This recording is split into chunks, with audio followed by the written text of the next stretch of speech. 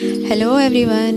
As you all know, the area of square is square of its sides. Let's suppose the length of one side of the square is a. Then what will be the area of the square? It will be a square. Have you noticed this number above a on the upper right corner of the a? Well, this is nothing but it is a power or exponent. We often come across such kind of numbers, but why they are being used? Today we will explore more about power or exponent. So let's jump into this. In this video, we will discuss power or exponents. So, what is power? Why power is used? And rules of power. So, what is mean by power or exponent or index? Power or exponents are the number which denotes how many times a base is multiplied by itself. Here you can see 2 square. Here 2 is the base and square is the power or exponent. Here the question is why to use power or exponents. Here are two scenarios, repeated addition and repeated multiplication. Firstly, I am going to talk about repeated addition. Let's have a look on these numbers. At start, there is a single digit 3. Next is 3 plus 3. Next 3 plus 3 plus 3 and so on. So for this, what can we do? If we have 3 plus 3, then we can multiply 3 multiply by 2 because 3 is added by 2 times. In the same way, if there are 3 plus 3 plus 3, then we can write as 3 multiply by 3 and so on.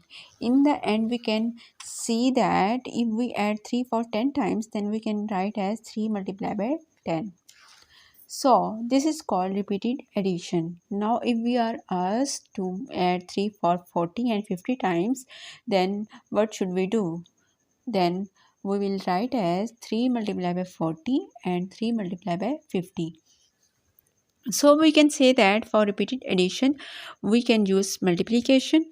But what should we do if we have repeated multiplication? Let's look at the scenario 2. Have a look on these numbers. 3 single digit, then 3 multiplied by 3, 3 multiplied by 3 multiplied by 3 and so on. In the end, 3 is multiplied by 10 times. What should we do if we are asked to multiply 3 for 40 and 50 times? Should we write 3 for 40 and 50 times? Obviously not, because this is very time consuming and tedious process. So in order to overcome this problem, mathematicians have introduced a concept of or method of power. If 3 is multiplied by 2 times, then it can be written as 3 square. This is the way to write power. So exponents or power is placed on upper right corner of the base, and it represents how many times a base is multiplied by itself. So in a nutshell, we can say that for repeated addition we use multiplication, and for repeated multiplication we use power or exponents. Next is rules of power.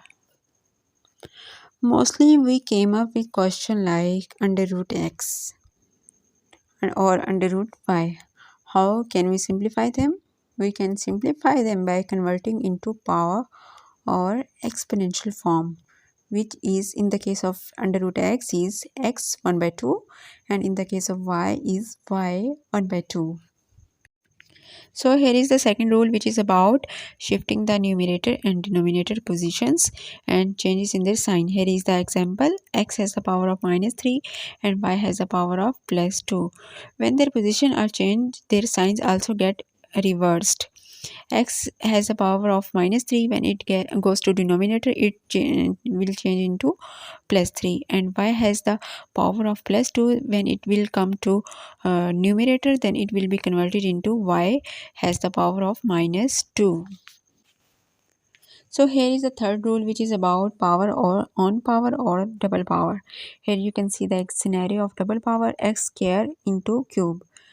Then we should multiply both powers. 2 multiplied by 3 and we get the result of 6. So the answer will be the x has power of 6. So here is the last rule, which is when bases are same in multiplication, then add up their powers. Here is the example. X has the power of 3 multiplied by x has the power of 5. As you can see, both has base x, common base x, so we should add their powers. 5 plus 3 is equal to 8. So upon simplifying these, we get the result of x has the power of 8. So that's all for topic of power or exponents. I hope you got the clear understanding of this topic. Do subscribe my channel and see you in the next video. Till then, bye bye.